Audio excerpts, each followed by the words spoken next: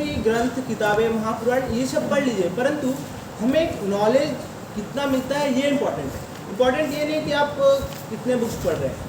देखिए मेरे according to me, मेरे अनुसार ये है कि मैं कितना नॉलेज गेन कर सकता हूँ, कितना ज्ञान कहाँ से प्राप्त कर सकता हूँ। ज्ञान प्राप्त करने का जरिए देखिए सिर्फ ये हमारे विद्यालय, महाविद्यालय या यूनिवर्सिटी नहीं है। ज्ञान प्राप्त करने के जरिए बहुत सारे, आप किसी भी जगह को विजिट करके, भ्रमण करके आप ज्ञान प्राप्त कर सकते हो, या फिर आप कहीं भी, जैसे आप वैकेशन में आप गांव जाते हैं तो गांव के भी कई संस्कृति वगैरह से भी आप बहुत कुछ सीख सकते हैं। देखिए ज्ञान के मामले में अगर मैं बात करूं तो ज़रूरी नहीं है कि आप किताबों से ही ज्ञान प्राप्त कर सकते हैं। हमारे भारत में बहुत सारे हैं, कई भाषाएं हैं, कई कितने भाषाओं में पुस्तकें लिखी गई हैं, संस्कृति हमारी क्या है, तथा हमारे जो ड्रेस होते हैं, पहनावे होते हैं, ये सब को भी जानना बहुत ज़रूरी है।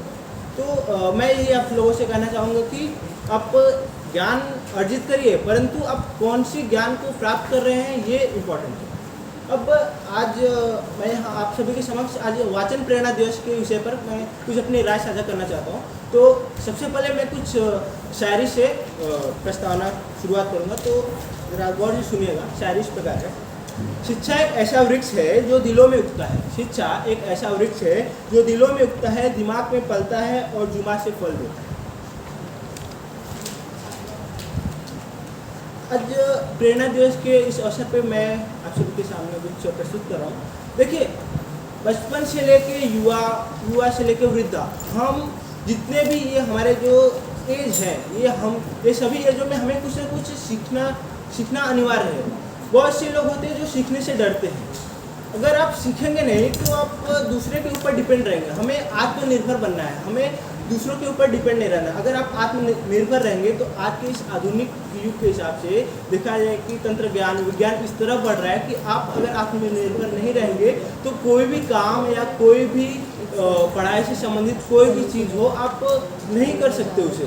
तो इस वजह से मैं तो यही कहूँगा कि आप आत्मनिर्भर बनिए और आप अपने जितने भी कार्य हैं वह अपने आप से करने की कोशिश करिए। देखिए अब बात की जाए अगर विद्यार्थी जीवन में, तो विद्यार्थियों को पढ़ना किस तरह चाहिए ये मैं आपको बता दूँ। बहुत सारे विद्यार्थी होते हैं जो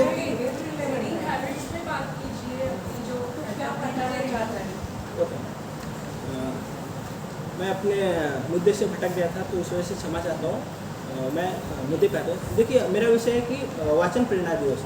मुझे एपीजे अब्दुल कलाम से किस तरह प्रेरणा मिली है ये मुझे आप सभी को पता है। तो उनके जो संघर्ष भरे जीवन थे और उन्होंने किस तरह से अपने शिक्षा को आगे बढ़ाया और कितनी संघर्ष से गुजर कर उन्होंने अपनी शिक्षा को मतलब प्राप्त किया और कितनी उच्च पदवी पर जाके वो विराजमान हुए और अंत में उनकी निधन हो गई। तो उनसे मुझे ये प्रेरणा मिला कि हमें भी अपने ज़िंदगी में जितने भी कठिनाइयाँ और जितने भी रुकावटें आती हैं उनसे न डर के हमें आगे बढ़ते रहना चाहिए और सदैव कुछ न कुछ सीखने के लिए इच्छुक रहना चाहिए।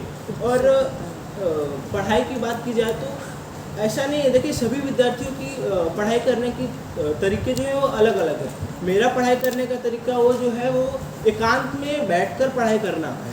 अभी सभी विद्यार्थी किस तरह पढ़ाई करते हैं ये तो मुझे नहीं पता, लेकिन इतना ज़रूर मुझे पता है कि सभी का देखिए दिमाग एक तरह नहीं होता। अभी कुछ लोग होते हैं जो शिक्षक के और अभिभावक के और बहुत सारे लोगों की मदद लेते हैं अपने पढ़ाई के लिए, परंतु ये करना ज़रूरी है, लेकिन आप खुद से भी कुछ प्रयास करें ये भी ज़रूरी है। जब आप अगर एकांत में बैठ के पढ़ते हैं ना तो आपके दिमाग और आप क्या पढ़ रहे हैं और आपके बीते हुए जितने भी सिलेबस है, जितने भी विषय है वो आपको याद रहते हैं।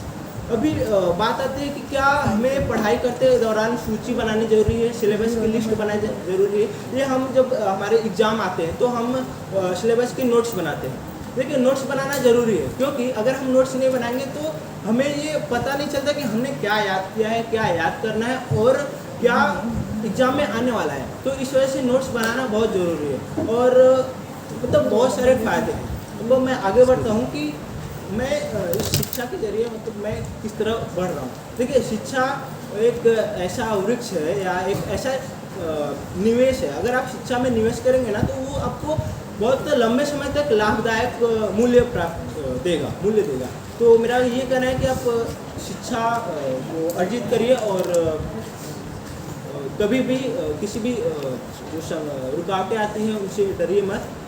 बस इन्हीं विचारों के साथ मैं अपने इन वाणी को विराम देना चाहूँगा और आप सभी का धन्यवाद सुनने के लिए।